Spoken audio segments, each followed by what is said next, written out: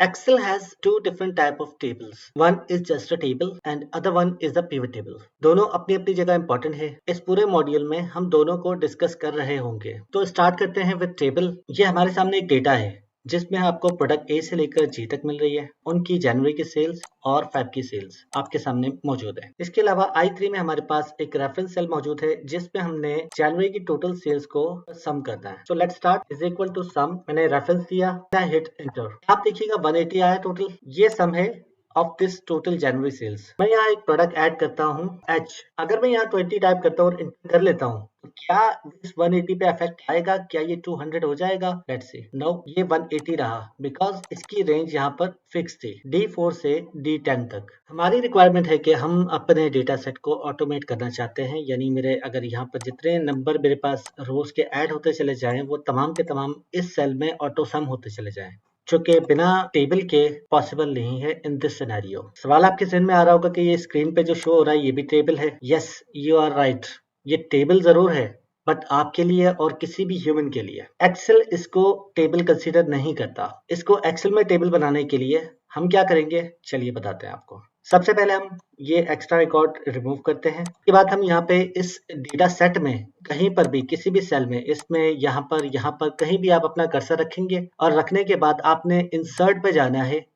Insert पे आपके पास दो ऑप्शन है, यहाँ पर पिवट टेबल है और यहाँ पर टेबल है। मैं यहाँ क्लिक करता हूँ तो ये जितना भी मेरा डेटा सेट है ये तमाम का तमाम कन्वर्ट हो जाएगा इनटू द टेबल। इसके लिए मेरे पास एक शॉर्टकट की भी है, that is control T. Control T के पास मेरे पास एक डायलॉग बॉक्स आ गया जिसमें ये मुझसे पूछ रहा है क्रिएट टेबल क्वेश्चन मार्क, और इसने ऑटोमेटिकली उस रेंज को पकड़ लिया लाइक C3 से लेकर E10 तक, C3 से E10 तक। अगर आप समझते हैं कि इसने सही रेंज को उठाया तो फिर तो ठीक है, लेकिन आप इसको दोबारा सेलेक्ट कर सकते हैं। लाइक आप यहाँ से इसको बैक स्पेस प्रेस कीजिए, यहाँ से आपकी रेंज उड़ गई और अब यहाँ पर अपना कर्सर लाकर आप दोबारा से इसको सिलेक्ट कर सकते हैं। या इसका दूसरा तरीका ये है कि आप यहाँ पर पहले सेल पे आकर control shift right control shift down, इससे भी आप दोबारा सिलेक्शन कर सकते हैं। और प्लस आखिर में जब आपकी सिलेक्शन कंप्लीट हो जाती है तो आप यहाँ पर ये चेक जरूर देख लीजिएगा, माय टेबल हैज हेडर्स। इसमें बाय डिफॉल्ट चेक लगा हुआ है बिकॉज मेरे टेबल में यहाँ पे हेडर्स है।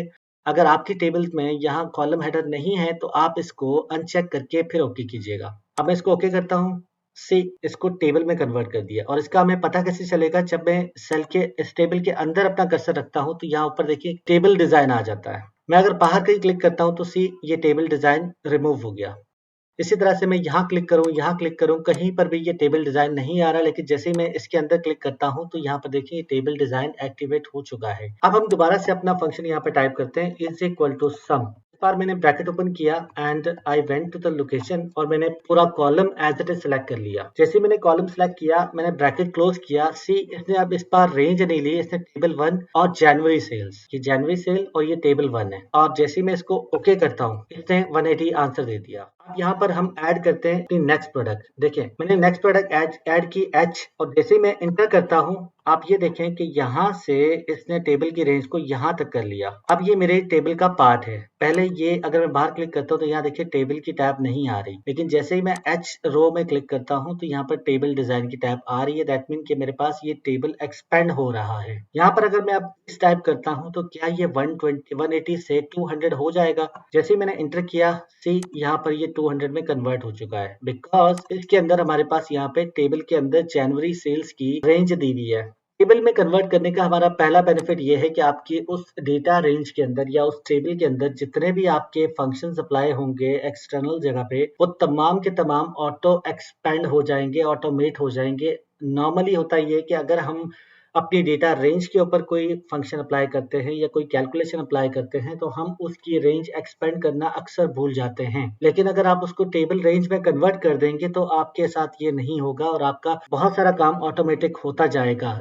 इसके अलावा हम जो दूसरा बेनिफिट लेते हैं टेबल से वो ये है कि जब आप यहाँ पे जितना डेटा मर्जी चाहें रो में ऐड करते चले जाएंगे, एक्सपेंड होता जाएगा। लाइक मैं आई एक हमारी नई प्रोडक्ट है वो मैंने ऐड की तो यहाँ पर ये देखिए कि इस साइड पे एक रो ऐड हो चुकी है और ये टेबल एक्सपेंड कर चुका है। मैं यहाँ पर भी 20 लिखता हूँ, यहाँ पर 10 लिखता हूँ, यहाँ पर भी 10 लिख लेता हूँ। एक चीज और आपको यहाँ मिलेगी और वो ये है कि अगर आप कॉलम के राइट साइड पे एक और आपने कॉलम ऐड करना है या आप यहाँ पर कुछ टाइप करते हैं, लाइक कोई कैलकुलेशन अप्लाई करते हैं, मैं ये कहता हूँ कि यहाँ पर टोटल सेल्स आनी चाहिए। मैंने यहाँ पे टोटल सेल्स का एक कॉलम ऐड किया। आप ये देखिएगा मैं जैसे ही एंटर प्रेस करूंगा it will be the part of that table. इस वक्त आप ऊपर देख सकते हैं कि टेबल की जो टैब है दैट इज नॉट एक्टिवेटेड। इसका मतलब मैं जहाँ टाइपिंग कर रहा हूँ ये टेबल का पार्ट नहीं है। लेकिन जैसे ही मैं इसको इंटर करूंगा तो आप यहाँ ऊपर देखिएगा, यहाँ पे टेबल की टैब ऐड हो जाएगी। मैं यहाँ पे इंटर करता हूँ, यहाँ पर ये पूरा कॉलम आपका जो है वो फॉर्मेटेड आ गया अकॉर्डिंग टू टेबल फॉर्मेटिंग, और यहाँ पर टेबल डिजाइन की टैब भी ऐड हो चुकी है।